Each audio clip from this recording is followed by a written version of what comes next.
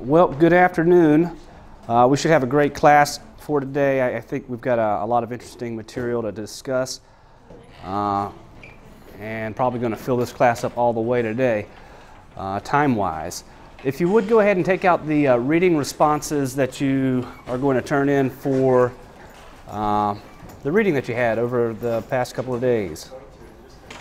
All right, so we had this essay on civil religion in the United States by Robert N. Bellah.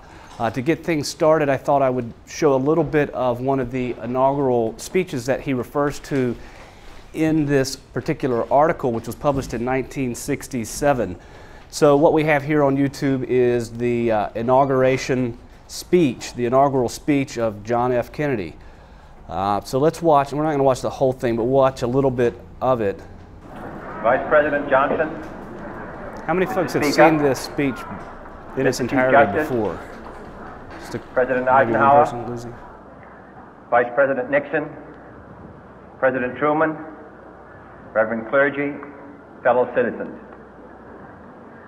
We observe today not a victory of party, but a celebration of freedom, symbolizing an end as well as a beginning, signifying renewal as well as change. For I have sworn before you and Almighty God the same solemn oath our forebears prescribed nearly a century and 3/4 ago. The world is very different now, for man holds in his mortal hands the power to abolish all forms of human poverty and all forms of human life. And yet the same revolutionary beliefs for which our forebears fought are still at issue around the globe. The belief that the rights of man come not from the generosity of the state, but from the hand of God. We dare not forget today that we are the heirs of that first revolution. Let the word go forth from this time and place to friend and foe alike that the torch has been passed to a new generation of Americans born in this century, tempered by war, disciplined by a hard and bitter peace, proud of our ancient heritage, and unwilling to witness or permit the slow undoing of those human rights to which this nation has always been committed and to which we are committed today at home and around the world.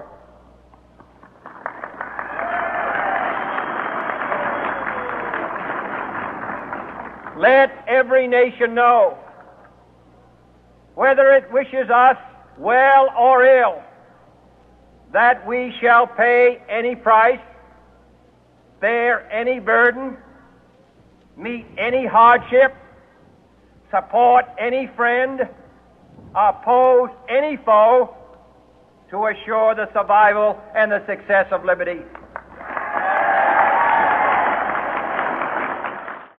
This much we pledge and more. To those old allies whose cultural and spiritual origins we share, we pledge the loyalty of faithful friends. United, there is little we cannot do in a host of cooperative ventures. Divided, there is little we can do, for we dare not meet a powerful challenge at odds and split asunder. To those new states whom we welcome to the ranks of the free, we pledge our word that one form of colonial control shall not have passed away merely to be replaced by a far more iron tyranny. We shall not always expect to find them supporting our view, but we shall always hope to find them strongly supporting their own freedom, and to remember that in the past those who foolishly sought power by riding the back of the tiger ended up inside. All right, so that's a little bit of Kennedy's inauguration speech. Let's take a look at today's topic, purpose, and point. Today's topic is going to be thesis-driven writing, which is the beginning of this new chapter that we had for today. So thesis-driven writing. You've all probably studied how to write thesis statements before and have a pretty good grasp of how to do that. That is going to be the topic of today's lesson, if you will, is thesis-driven writing. And then today's purpose is to discuss how thesis statements inform writing in the humanities and social sciences. The point I'd like to make today is that writers in both the humanities and the social sciences use thesis statements to give their studies focus. It's kind of a central point of what they're doing. And we see this in the Bella essay for today. So we had these reading response questions on page 81. Let's take a look at some of these, and I'd love to hear some of your responses to these before we turn these in. So reading response question number 1 to this essay on page 81 asks, is there a question?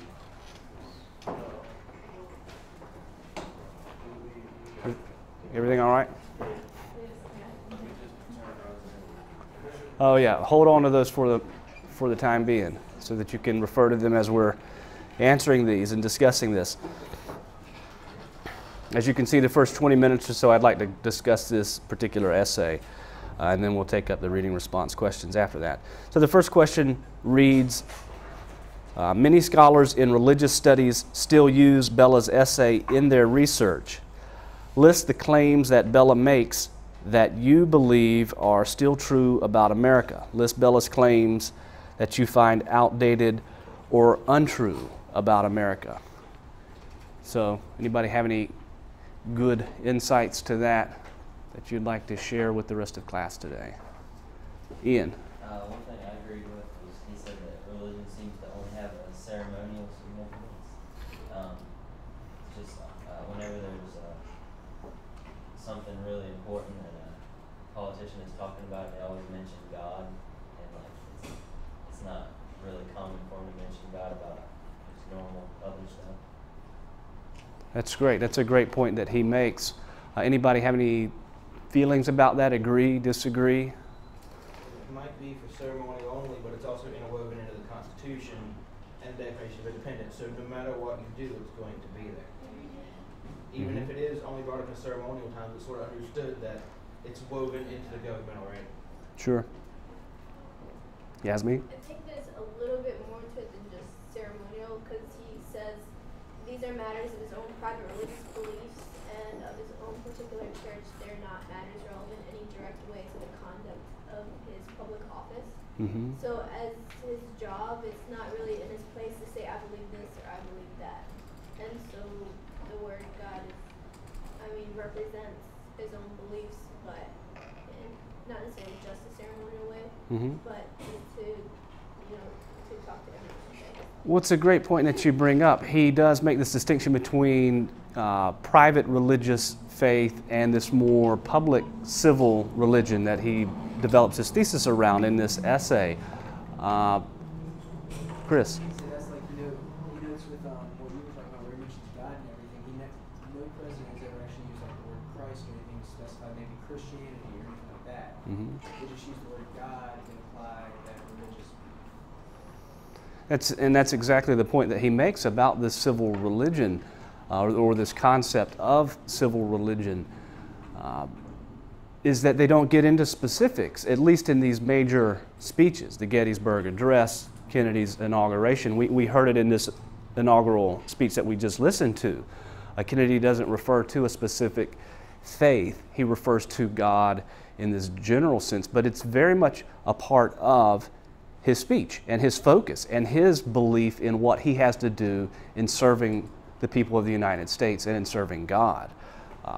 So I guess the question to ask, like Ian raised, is it just ceremonial? Is Kennedy just being ceremonial when he mentions these things, or is it actually some sort of guiding force in the kind of policies that he plans to set?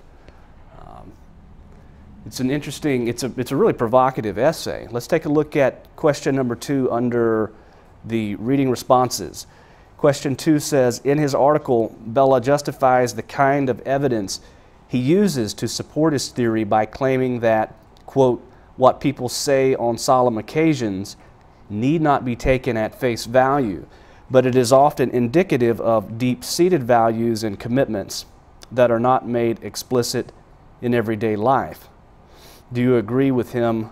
Has Bella provided enough evidence to persuade you? And list 3 other kinds of evidence that you would find equally or even more persuasive. So the quote again is, what people say on solemn occasions need not be taken at face value.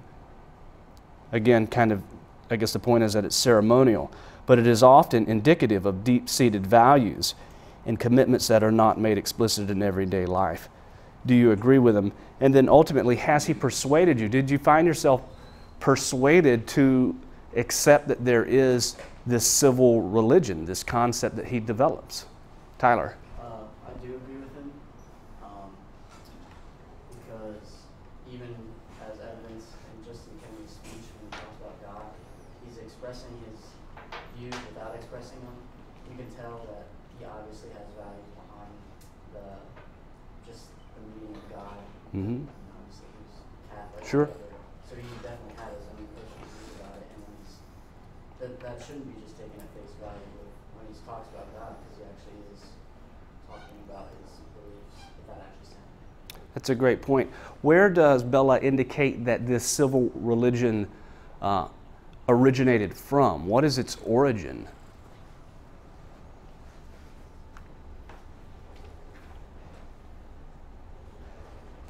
Brooke, what would you say? Were you able to read the essay for today? Colin, how about you? I did read it. I didn't see, I don't remember exactly where it's at. I was trying to find it actually. Cersei. He said it came from Rousseau. Rousseau, right. And it was really, the tone was really set by who after Rousseau?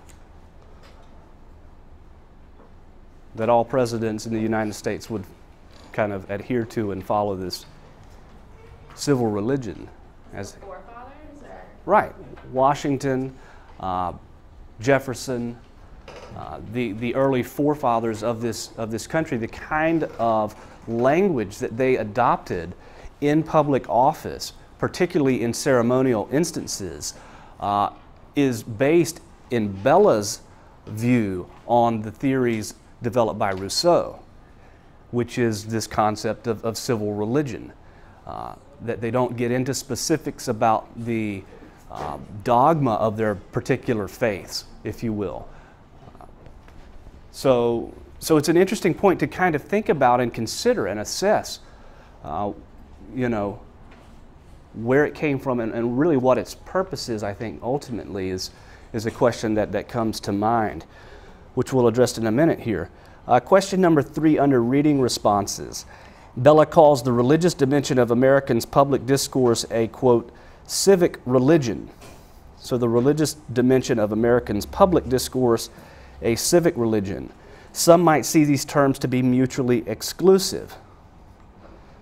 Do you? In your answer, provide definitions and examples of what is civic and religious to support your claim. Well, how about just that definition? What do you see as civic and what do you see as religious, and how do the two differ and how are they similar? Colin? Well, actually, I think that they're very similar in a way, because if you're civic-minded, you're going to do whatever you can to help your community. And if you're very religious-minded, you're going to do whatever you can to further your religion and help it spread. So it really means civic and being religious are the same thing, just with a different goal.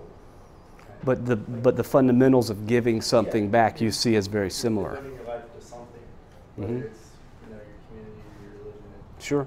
the same word. Any other thoughts, agreements, disagreements? What do you see as the distinction or difference between civic and religious duties or functions, if you will. Yasmin? Civic usually refers to people in general, people of a certain city or nation, and religious kind of affects everyone. And I guess the reason that some people might see it as mutually exclusive is because the whole separation between religion and the government in the Constitution. But if you take the Constitution out of the picture and just talk about these two terms together, they're not mutually exclusive, although they may seem so if you put them in context with the Constitution. Well, it's an interesting point that you bring up. We have within our Constitution, in the framework of it, this distinction between church and state, between civic and religious, obligations and duties. And yet, as Jacob said a moment ago, religion is really threaded through a lot of what our Constitution is. And that's one of the points that Bella makes, is that there is this civil religion that has developed alongside the political sphere and dimension, as well as the religious dimension in our country and in the fabric of our culture. So is there truly, how would you characterize this division between church and state? And where are we at now in 2008 in contrast to, say, 50 years ago or 150 years ago? Well, even 150 years ago, that would probably be a better example. I would say people back then were more inclined to be, if they were religious and they said they were religious, they were more inclined to actually be religious. But nowadays, it's more like most people would really feel weird about hiring an atheist president. So most of the presidents use it and say they're religious, but they're not really practicing.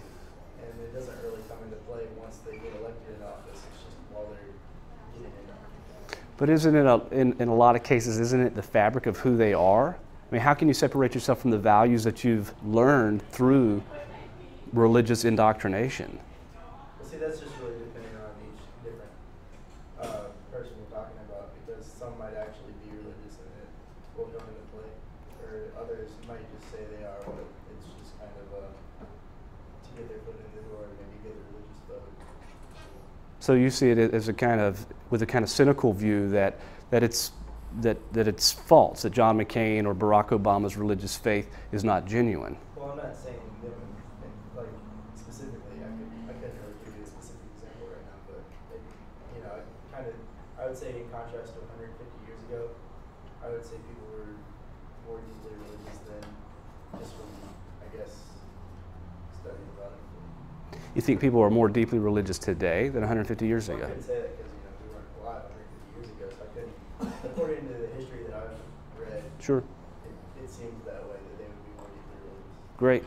It's good to think about, it's an interesting thesis. I think it's a great thesis to consider, well, are people more religious today than 150 years ago or 200 years ago?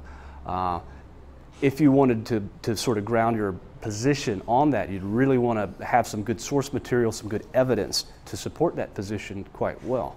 Well, I would say today, we've had so much study on the theory of evolution, and there's actually there's an argument now to religion, whereas 200 or 300 years ago it was just either religion or you didn't really know how it got here. So Interesting. there's actually a concrete, solid argument against it. There's been a huge development in the sciences, and the scientific method has permeated every facet of our daily lives. So these two schools of thought, if you will, sort of the enlightenment of scientific thinking has developed concurrently with this kind of civil religion.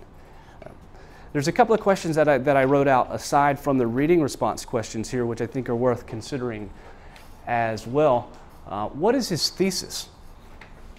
Again, the focus of today's discussion is really on thesis-driven writing. What would you say, Jose, is Bella's thesis? I was trying to say that religion is much more than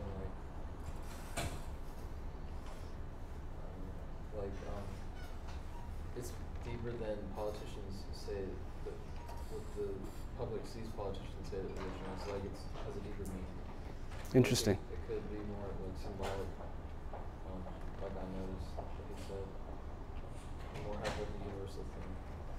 So again, kind of addressing the points that we talked about earlier or already, is that there is a deeper religious current, you're saying, is his thesis, than just the ceremonial, kind of stuff that we just watched in the speech where Kennedy refers to God, that there's actually a deeper current to our elected officials, at least in the case of presidents,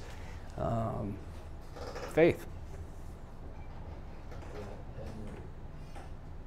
I guess I would have thought that civic religion would have been a bigger part of that, because it deals with, like, he talks a lot about humanity too, and how it's not just like the biblical God, but the natural order of the universe. It's interesting, the distinction that he makes. So what is the purpose of civil religion, as Bella puts it? What is, if this thing has really developed, how many folks would say that there is a civil religion in this country? Show of hands. About 60%, it looks like. So the 60% that are saying yes, well, what is the purpose of this civil religion? What is its function? Why does it exist?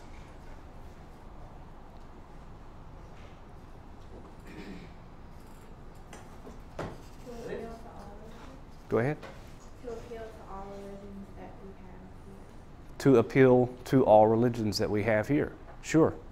Somebody else? What is the purpose of this civil religion, would you say? What is its function? Why does it exist?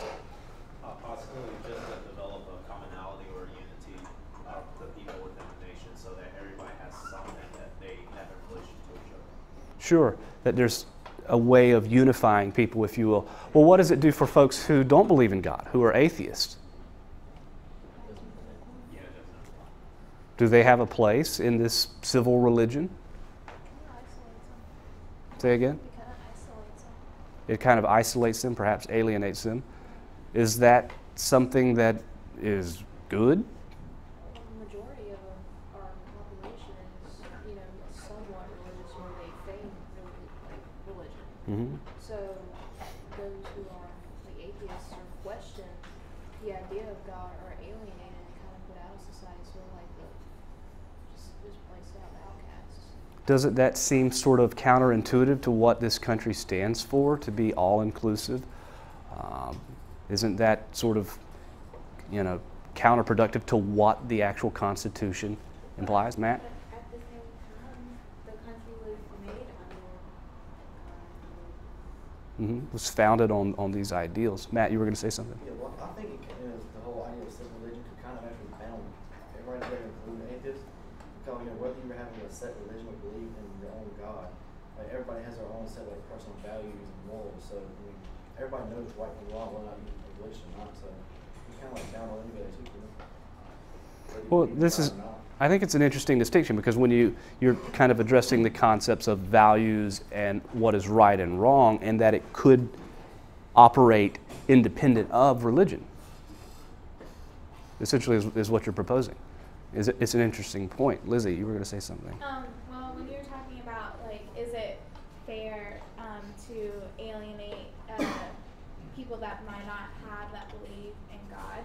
Well, or if it goes against what our country stands for. And I was just gonna say that it's really hard for everybody to be able to agree on one particular point. And another idea that our country was built off of is pleasing the majority of the people. And I think that if it's not necessarily right to alienate the people that don't have that belief, but it's impossible to please everyone, and you might as well please the majority, which is what our country has been doing forever. Could you foresee a time in the future when the majority of people are atheists? Maybe not necessarily atheists. Or agnostic, perhaps? Yeah, question the whole foundation of God. There could be, but I don't know. I just think that religion has held strong over a much longer period of time than other countries. So I think that it will always exist, and the majority of people will probably always have like some sort of religion. So I don't know. What would you say the purpose of this civil religion, as Bella describes it, is? What would you say the purpose of it is? I would say it would be so that the majority of the people could have something to relate to and to come together on. Because, I mean, even though their specific religions might have different ideas and different beliefs, it's something, a common ground, kind of like a basic principles that everybody that is even remotely religious could agree with, and even those who may question might even believe some of the principles that are outlined in the civic religion. I think it's a really good point that you make. Again, if you think about it from a rhetorical perspective, when Kennedy refers to religious guidance as just God, and he doesn't get into Mohammed or Christ or Buddha or what have you, if he just says God, its rhetorical function is that it unifies, it tends to unify all faiths. That seems to be one of the functions rhetorically that it serves, in addition to expressing this deep faith that he has as well. But certainly one of the functions is to unify, that the civil religion is meant to bring together people of different faiths. But I think it's an interesting rhetorical question to consider as we're moving on here about, well, what is the place for somebody who doesn't prescribe to a specific religious doctrine? Somebody who's either agnostic or atheist, or just is, doesn't prescribe to a specific type of religious faith. What does it do to them? Does it alienate them? And is there an instance that you can foresee in 50 or 100 or 200 or 300 years in this country where the majority of people feel that they're agnostic or would describe themselves as agnostic? And then what does that do to the fabric of this country? What does it do to the fabric of our Constitution? Yasmin? I think that using the word God and using it in speeches and whatnot doesn't alienate anyone, whether agnostic or atheist or whatnot. I think the basic reason for that is that initially we all are forced to ask ourselves, is there God or is there not? You're not actually born just neutral. You're in an environment where you have to believe there is or there isn't. So anyone that goes through the process that there isn't would actually still be able to connect and understand that the purpose behind the word God is to, one, to unify, and two, to bring everybody together to do good and to appeal to a sense of good and evil.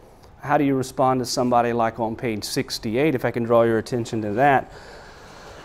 On page 68, this to think about, you might have just skimmed over it when you were doing your homework, but this section here presents an instance where a parent, this fella Newdow, let's read this real quick. Americans have recited the Pledge of Allegiance since 1892. In 1942, Congress formally adopted a version of the pledge that read, "I pledge allegiance to the flag of the United States of America and to the republic for which it stands, one nation, indivisible, with liberty and justice for all." That's right, no, under God. So Congress added those two words in 1954. In 2004, Michael Newdow argued to the Supreme Court that the words "under God" are unconstitutional because they discriminate against people who do not believe in a God. According to Linda Greenhouse of the Associated Press, Newdow claimed, quote, "Government is doing this to my child. They're putting her in a milieu where she says, hey, the government is saying that there is a God and my dad says no." So clearly, here's an example of somebody who feels a sense of, alienation is a strong word, but certainly feels a sense that it's unconstitutional to use language like "under God." In this case, I would actually say I do agree with him, but when I was going through Kennedy's speech, the way he uses God, I would say it wouldn't alienate anyone. But in this case, yes, I would agree with him. How do you draw that distinction? The distinction is basically because under God means that everyone believes and that this nation and what it's founded on is under God. But in the way that Kennedy used in his speech, and most presidents, they generally use it as a sense of to do good and to be good with other people for a higher reason. Let's take a look at the Kennedy inaugural address in text on page 71. The Kennedy's inaugural address of 20 January 1961 serves as an example and a clue with which to introduce this complex subject. That address began, "We observe today not a victory of party but a celebration of freedom, symbolizing an end as well as a beginning, signifying renewal as well as change. For I have sworn before you and Almighty God the same solemn oath our forebears prescribed nearly a century and 3/4 ago. The world is very different now, for man holds in his mortal hands the power to abolish all forms of human poverty and to abolish all forms of human life. And yet, the same revolutionary beliefs for which our forebears fought are still at issue around the globe. The belief that the rights of man come not from the generosity of the state, but from the hand of God." So you're able to draw a distinction between that, him saying that this is that God is a unifying force. If you take a look at how the word God has developed over time to the way it is used today, I believe a lot of people identify with the word God in many, many different ways. Mm-hmm. So in that sense, if you take a speech and say those things today, it could mean exactly what I was trying to say, that it means to be good for a higher reason other than just yourself. But I guess I see it now in that speech way back then, it might have meant directly towards just a religious belief. Mm-hmm. Any thoughts, feedback? Do you see a distinction between the Pledge of Allegiance, which says under God, and Kennedy saying, you know, our final judge in what we do is history and God? Do you see a distinction between those two? Tyler, you were going to say something? I was going to say, I was looking at the third bulleted question on here on page 68. It says, what grounds might some people use to oppose the argument? I don't want to agree or disagree with you. I just wanted to say that we should probably look at the fact that God and the use of God is actually in the Declaration of Independence and the Constitution. I don't really have an opinion on the matter. I just wanted to mention the fact that It's there. the founding documents of our country include God. And that it's a part of the fabric of this country. What does the Pledge of Allegiance, so specifically, since we're addressing that on page 68, what does the phrase under God do, and why has this been so controversial since Congress changed the Pledge of Allegiance in 1954? What would you say, outside of perhaps your own beliefs, what would you say, why is that controversial? This is kind of building from what Yasmin was mentioning a moment ago. James? I just think, we're in a world that everything has to be politically correct now, so because everything's been changing since 50 years ago. That's why it's becoming a big topic now. And so it's politically incorrect to say that we are a nation under God. Well, maybe not incorrect, but some people see it that way. Mm-hmm. Sure. It's not just this topic, it's like other topics too. Sunny? Maybe it's because of my faith, but I think that, the whole reason we came to start a new world or a new country or whatever was for religious freedom. That was the whole first point of coming over. And we put it in our allegiance, our pledge of allegiance, and our Constitution, and everything else because, since way back when, Adam and Eve, we knew there was a God. We believed it. And over years, we just, the world has gone farther and farther away from Him. And so people, their minds have gotten, farther and farther away from Him, and they just don't think it's, worth being here.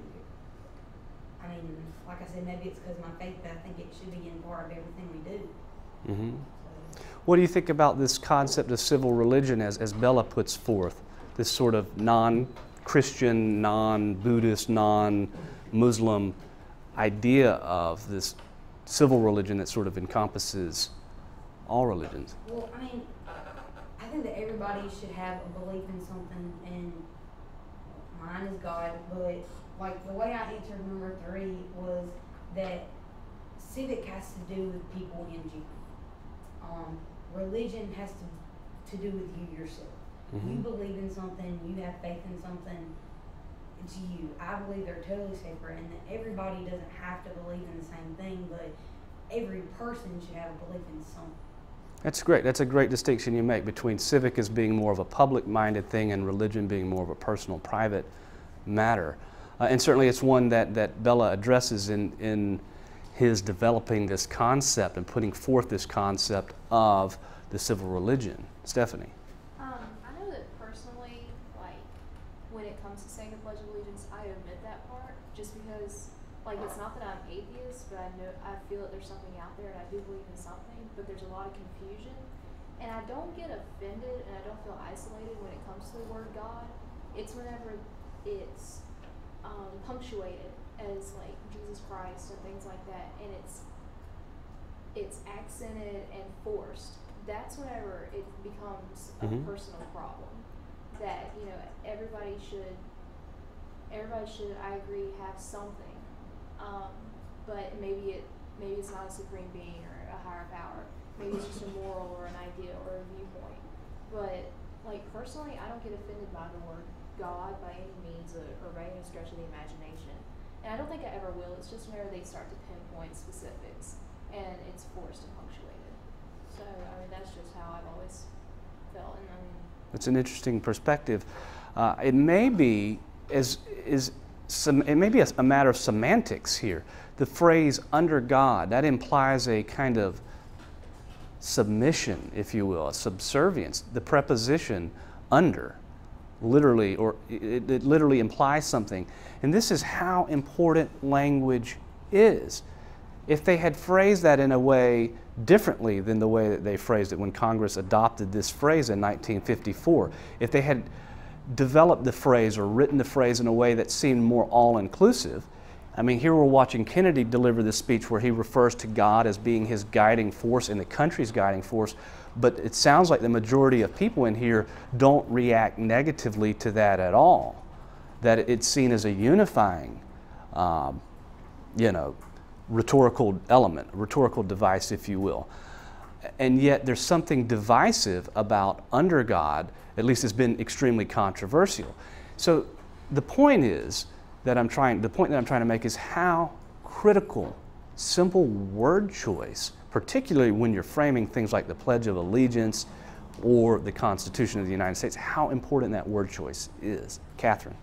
I just think like the implications behind the whole under God thing, it just like implies that God's like the be all end all, like it's, you know, we're under him and it's, you know, and that's it, you know, and then it kind of, to me, actually, when I first heard it, it kind of like reminds me of the like age-old like debate over creation, like under God, like, well, do we know that this nation, this land, or whatever came from God? Do we, like, you know what I mean? It just reminds me of that debate, and that I guess that because I have a friend who believes in the whole Big Bang theory or whatever, and because she's agnostic, and she just like. She doesn't say it. She doesn't believe that you know, that we're a nation under God. She believes that we're a nation under, you know, a scientific theory. So, you know what I mean? I don't know. I guess that didn't make very much sense, but. Well, the point is, I think there's an important point that you make, and it kind of correlates to what I was talking about a moment ago. Just the simple phrase, the simple preposition of under, it does something that perhaps the preposition with perhaps doesn't. And it just kind of highlights the point of how critical it is, particularly in these high stakes types of writing when you're framing constitutions and developing Pledge of Allegiance. It highlights the point of how critical the language is that we use. Now in our day-to-day lives as we're walking around and ordering a coffee at the coffee shop or food at Wendy's, you know, maybe communication isn't that high stakes. But the point is, in this instance, it truly is. Stephanie? Like the word under, whenever you say it and everything, and like the way that it's posted in that phrase, it kind of makes you feel like submissive. Like, that's how it's always made me feel, and that's why I kind of like shy away from saying it. It's like I said, I'm fairly neutral on it, but that is one thing that I shy away from saying because I feel submissive when they say under God. Interesting. So that's why I tend to shy away from that. It's an interesting point. Colin? I think the idea of civil religion, when it says under under God, you have to think of it as kind of like a hierarchy. Like God is it's not a person, it's not an actual being, but it's an idea. It's like a belief system. And then under that God, in a hierarchy, you would have Christianity, Buddhism, and then each of those is elaborated. Or if you're atheist, it would be just God. It doesn't have to be a person, it's just your foundation of beliefs.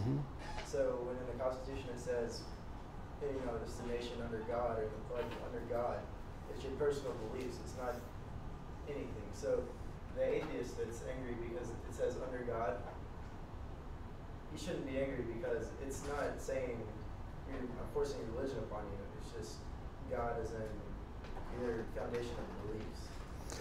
Well, I think what he was taking odds with was the fact that his daughter was required to say this pledge in class, basically pledging her allegiance to something that he had fundamentally been teaching her was not true and not accurate, and that it created this division between, well, is my dad right, or is the school and the Constitution and this pledge right? And that's where it gets gray. You know, when you've got a school or an institution that people are coming to not voluntarily, but are coming to because they're forced to be there by law, and then are being indoctrinated a particular way. That's the area that gets kind of gray for some folks. But I think it's an interesting point that you make, that there's this sort of civil religion, and then there are all these distinctions underneath that. Because under regular, like just standard, only like not civil but just religion, then it would be, you would have a case to be angry. But the civil religion is the kind of politically correct God, which is the group of beliefs that you have, regardless if it's a being or not. It's a great point. Something to consider, kind of stepping back from beliefs about this and looking at it objectively, rhetorically, which again, this is a rhetorically based curriculum. I find rhetoric can be very kind of, if you get mired into a debate passionately, you can kind of step back and look at it objectively. What kind of evidence does Bella use to support his thesis? How would you characterize the evidence that Bella uses to develop this thesis that there is this civil religion that has developed in the United States? What is the evidence he uses? Lizzie. Well, he uses a bunch of metaphors to religious symbols and how certain events that are going on in the country during the 60s could be interpreted as something religious. Like, he refers to like the Vietnam War and how like the way our country responded to that, and like our actions similar to that as like Jerusalem in the Bible. So like he uses a bunch of metaphors that relate this idea of the way our country acts and the beliefs that we have to religious beliefs, and saying how they're similar, and not necessarily that the civil religion includes those religious beliefs, but the idea is that our country, like the idea of helping out South Vietnam, was part of our civil religion. So the use of metaphors. He uses metaphors in his speech and history too, to develop as evidence to support his position. Tyler. I think his organization is pretty good too. He starts out talking about the foundation of America, with the American Revolution and the Declaration of Independence and the Constitution. And he moves on to the Civil War and talking about Lincoln's Gettysburg Address, and then moves on even forward and talks about Kennedy's address, and even all the presidents that have used the term God in their speeches. And he even talks about civil religion today, so I think he organizes it very well. That's an excellent point. The organization here is seemingly flawless. It's very well organized. As one thought leads from the next to the next to the next, there's a logic undergirding his position that is watertight.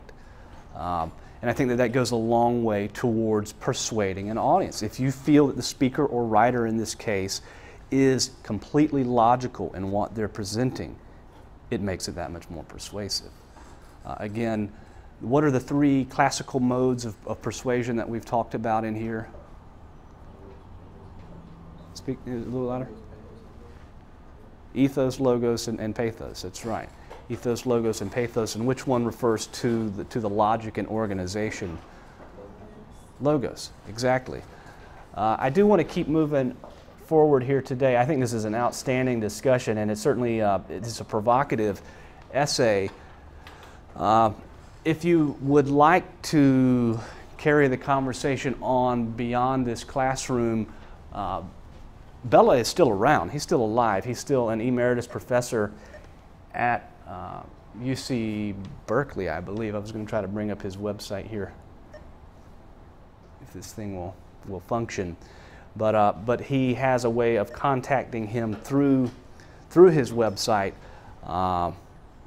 primarily in writing. So if you're so moved to contact this professor, he is still alive, I think, which is kind of interesting in the context of talking about this. I do want to take up the reading response questions for today, so if you would pass your printed copies of those towards the center of the room.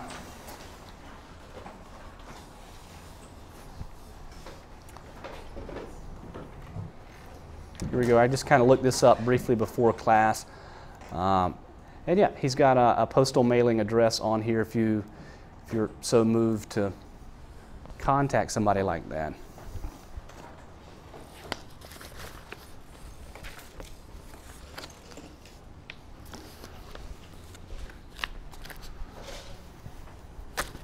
Anybody in here thinking about majoring in sociology? Minoring in sociology? Interesting. Well, let's kind of keep things on task for today. So I want to do this Unit 1 quiz. What I'm going to do is, for this quiz, I'm going to mail this Word document. I'm going to email it to everybody right this moment. So you open up the Word document and then take the quiz actually in Word, print it up on the printer, and then turn that in. So if you would go ahead and open up your email account.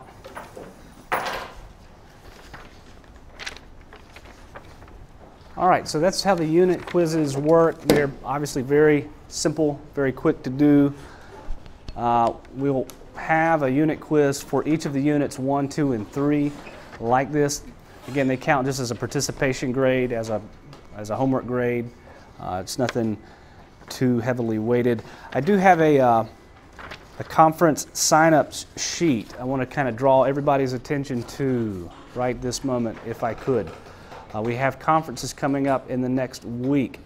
The purpose of the conference is to kind of sit down and talk about how I've graded Project 1. Primarily, you're going to get your Project 1s back graded at these conferences. Then, too, I think sort of a secondary purpose is just to assess how you're doing in the class so far and to talk a little bit about any concerns or questions that you have about the course. The conferences are going to work like this. We've got conferences tomorrow afternoon from 5:30 until 7 p.m. And then the next day for conferences will be Thursday, September 25th. Next Thursday, the 25th, from 5:30 to 7 p.m. And then on Friday, next Friday, the 26th of September, 2:30 until 4. So there's 21 blanks here. If you can't come during any of these times, or if you get the sheet and it's already been filled out all the way except for 1 or 2 blanks that you can't come during those times, just speak with me after class and we'll try to set something up outside of what's on here. The conferences will count as a class period. We're canceling class on Monday. There's no class officially on Monday. So if you don't come to your conference, it counts as an absence. And how many absences are you allowed in this course without failure? 4, that's right, 4 absences in this course without failure. So again, if you miss your conference, it counts as an absence. I'm going to start this over here.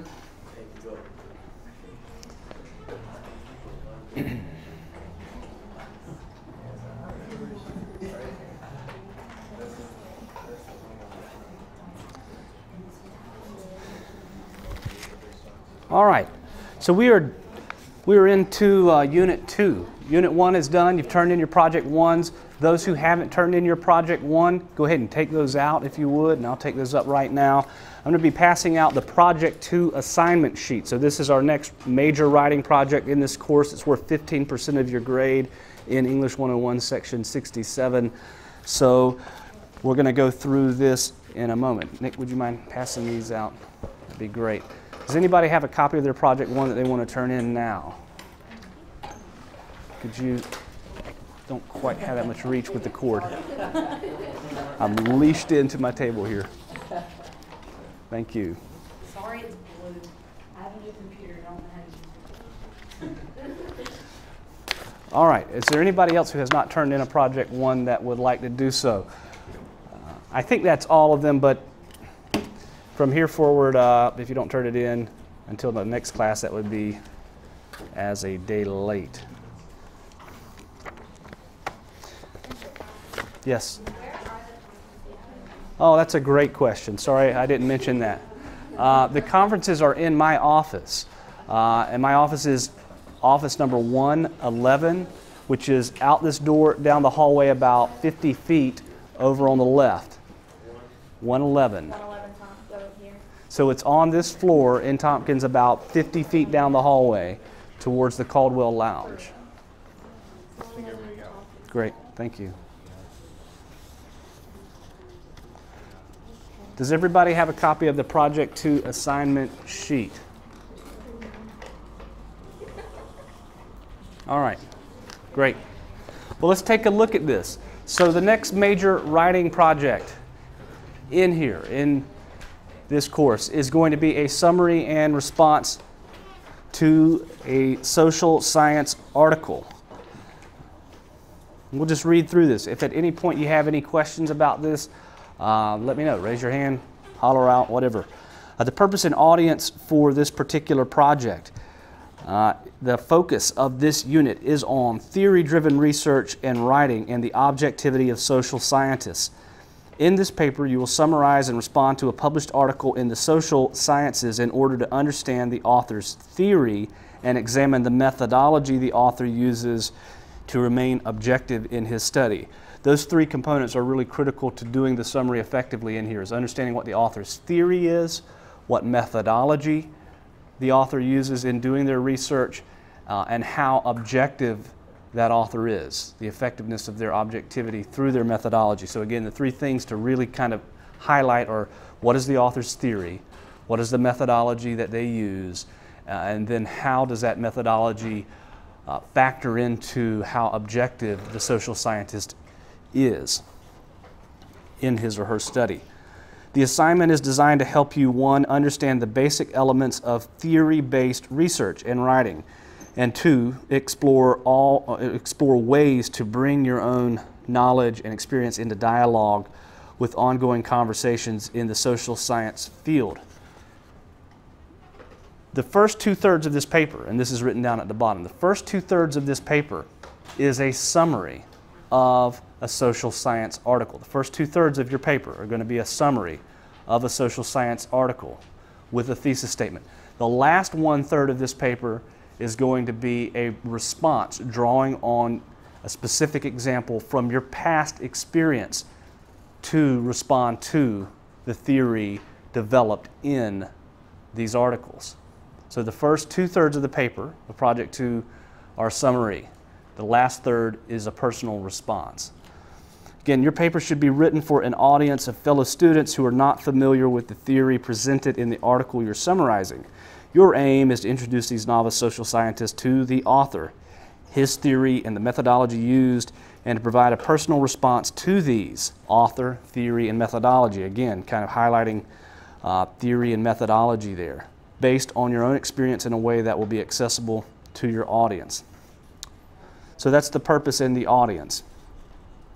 You're doing a summary of a social science article, looking specifically at theory, looking specifically at methodology used, and then how the author is objective in using their methodology. The focus and scope of analysis. The social science article you will summarize and respond to will be, and then there are these two articles here. Everything all right, Catherine? Yes. Questions, concerns? one, you meet, like, just to be clear, when you say summary, it's not analysis, right? No. Got it. This is not a rhetorical analysis. Let me clarify. This is not a rhetorical analysis in the way that the rhetorical analysis you just did for Project 1 was. You're not looking at the rhetoric used as much as you're looking at the theory the author builds their research from, as well as the methodology that they use in answering their research questions. So in essence, you are doing an analysis, but you're not doing a rhetorical analysis. The social science article you will summarize and respond to will be either happiness in everyday life, the uses of experience sampling, Shizit-Mahaly and Hunter, or the social context of middle school, teachers, friends, and activities in Montessori and traditional school environments, Rathund and Shizit-Mahaly. You got to choose one of these, not both, to summarize and respond to. Then in the middle of the page there sort of is the full citation, APA style, for both of these articles. You got to choose one of these, and we'll be looking at these in detail in the last part of class today. So we'll actually look up these articles in a moment here. Chapter 4 in Ward and Vanderlei, Religion and Society, discusses thesis-driven writing in detail. Pay close attention to how the authors in this chapter use their thesis statements as the focal point of their argumentation. See pages 66 through 68, or Portable Rhetorical Lesson for how to construct an effective thesis statement. Your summary and response should have a clearly articulated thesis statement developed from the point you want to make about the purpose of some aspect of the study. For example, the theory, methodology, or objectivity of the social scientist. So you've got to have a thesis. You want to make a point about their studies in summarizing. Sunny. Should we have a thesis for, I know you said this separate because it'd be 2/3 of one, a separate thesis for our what do you call it, our reaction? Response. Yeah, and then a separate one for the summary? No, I think that the response should kind of correlate, hopefully cohesively, to the actual summary itself. It should be kind of an integral part of it. But again, it's an important point to make. The first 2/3 of this are primarily summary of one of these articles, and then the last third is a response, drawing on a specific example from your own experience. Yasmin? Will we get to see an example of a summary thesis?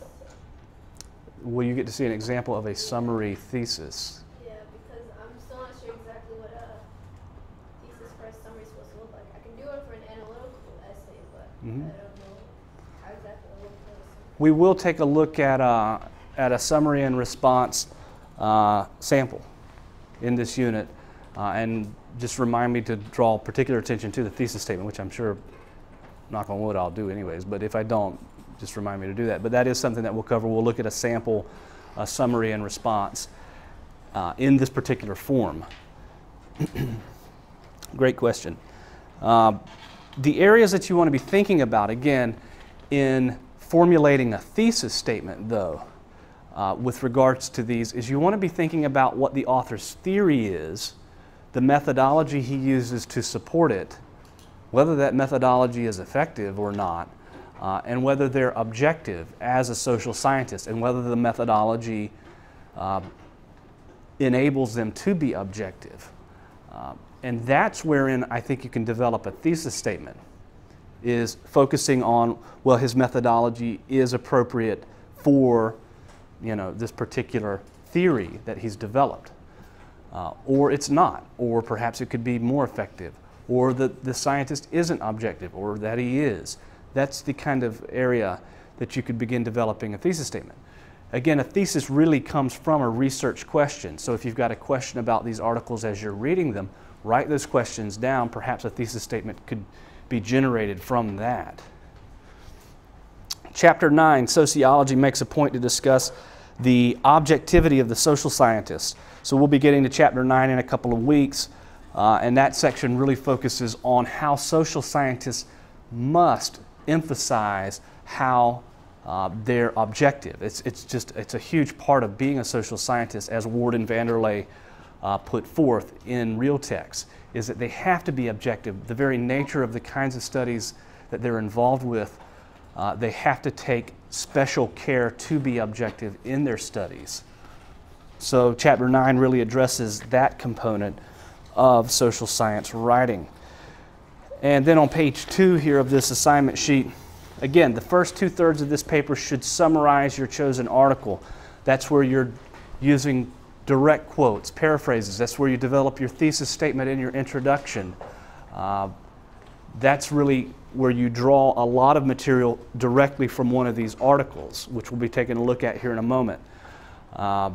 The second or the last third of the paper is where you draw on a personal experience, something specific that is a cohesive connector to one of these articles. And it'll make more sense, hopefully, when we open up these articles in a minute here. Questions, concerns? Jeff, Cersei, you guys got a question? Sure? Anybody? Question? All right, so the technical matters for this, the length is a little bit longer than Project 1. This is a 5 to 6 page paper rather than a 3 to 4 page paper. 5 to 6 pages, 1,500 to 1,800 words. The grading weight is 15%. The documentation style for this will be APA, not MLA. The full citations in APA style are there on the front page for you. I mean, that's the full citation of both of these articles in APA style. In a minute here, I'll show you an article database. And how many folks here are familiar with EBSCOhost, the article database on campus? Not too many folks. It looks like 3 maybe, 3 or 4. This article database really is something to be aware of. It's part of your tuition here, actually. I think the money for where this article database comes from is from the money that you pay to go to school here. It's a huge resource for students to be able to draw from. So we're going to look up these articles through the database. Are there any questions about the Project 2 assignment sheet as we're transitioning here? All right, if you would open up a browser and find your way over to the NC State Library homepage.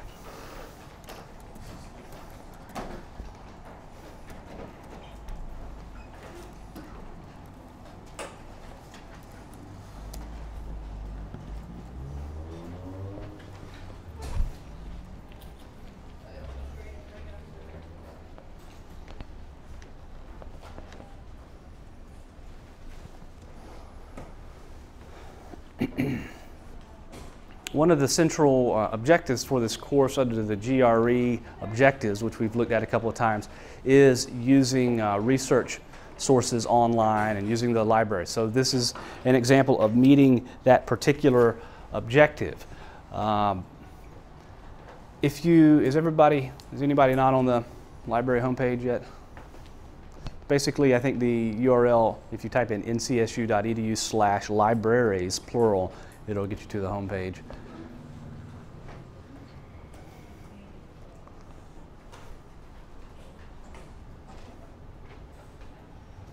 Anybody still not on the homepage yet?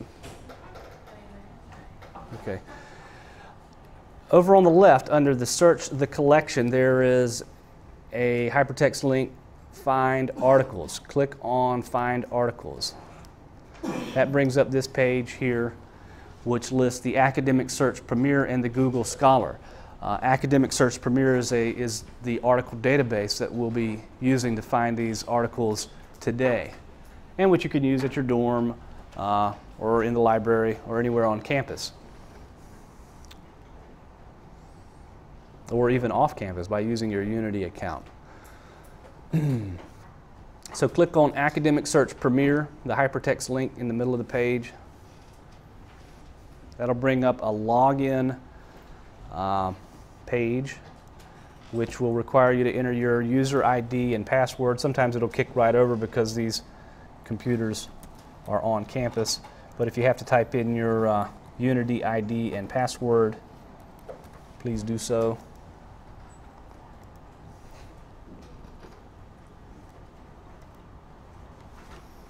And that'll bring up the NC Live and then ultimately the EBSCOhost search database. This is it's a powerful tool for all studies, campus-wide. If you've got a project in a chemistry class or in an economics class or any course really, this database is a database of published scholarly articles. It's a really powerful tool, and you'll see what I mean here in a moment as it relates to these particular articles. Let's start with the very first article on the project assignment sheet, Happiness in Everyday Life. So let's see if I can bring it up this way. Type in happiness in everyday life and then click on title. Hopefully this will work.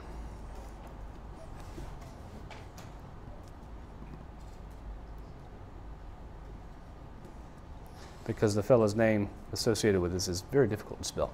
Csikszentmihalyi.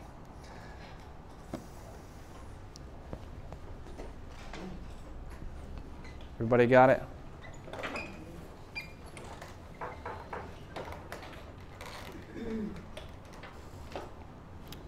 Everybody with us here on the overhead?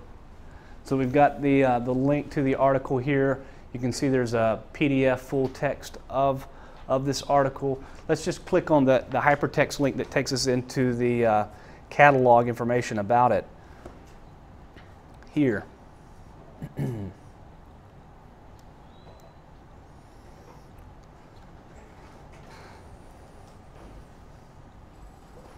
So you can see the title of this article is Happiness in Everyday Life, the uses of experience sampling.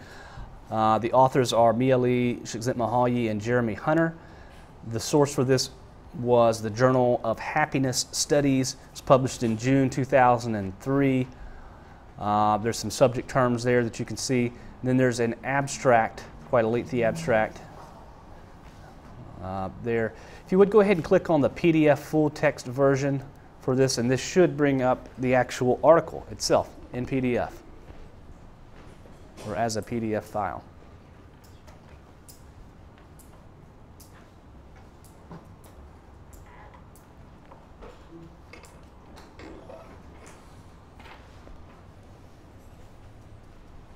All right, so this is the article as it would have appeared in the Journal of Happiness Studies, January, or I guess June of 2003.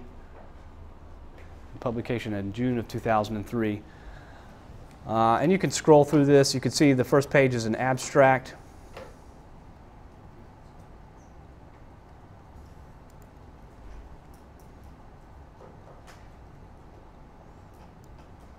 It's about, I think, 20 pages long, somewhere in that neighborhood, 15 to 20 pages.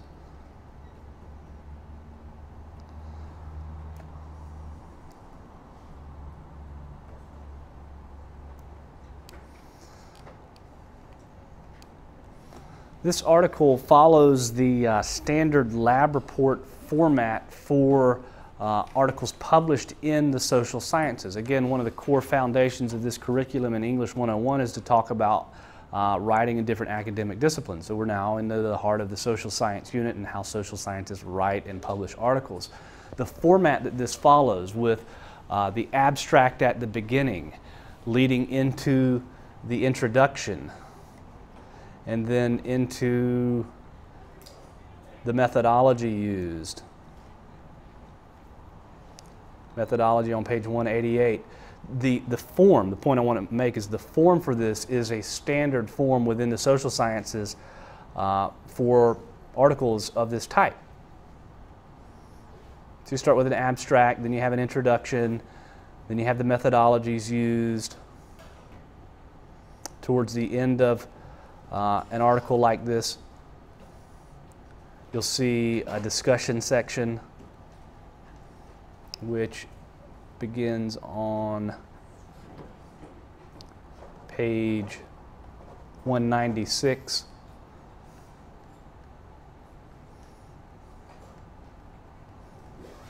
followed by a reference page.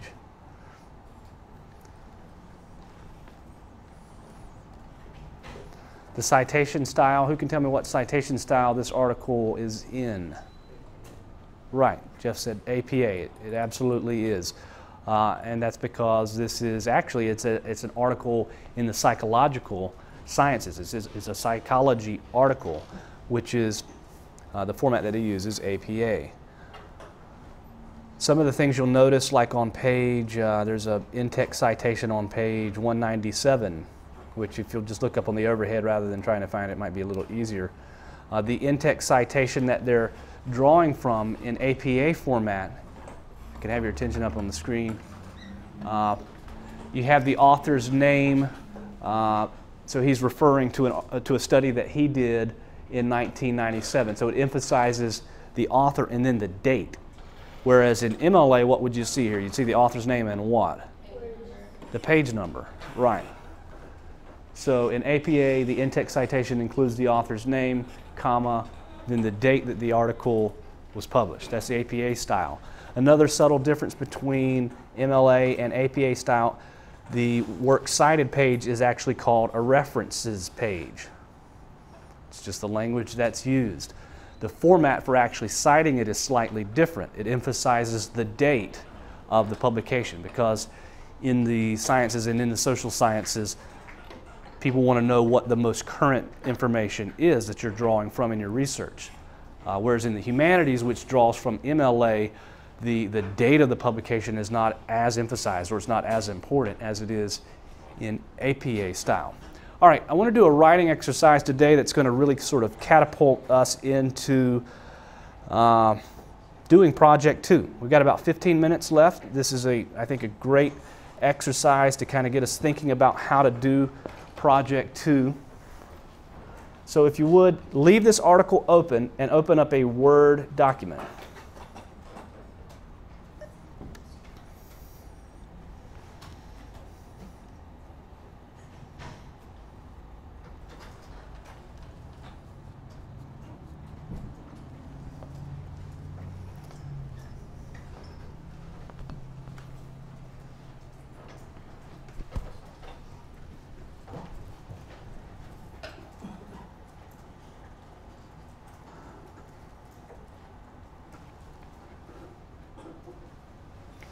All right, so we're here after we've handed out the assignment sheet, and we've found at least one of the articles using EBSCOhost. I wanted to do it for both. We're not going to have time to do that, obviously, for today. We've got about 15 minutes, so we'll just do it for this very first one.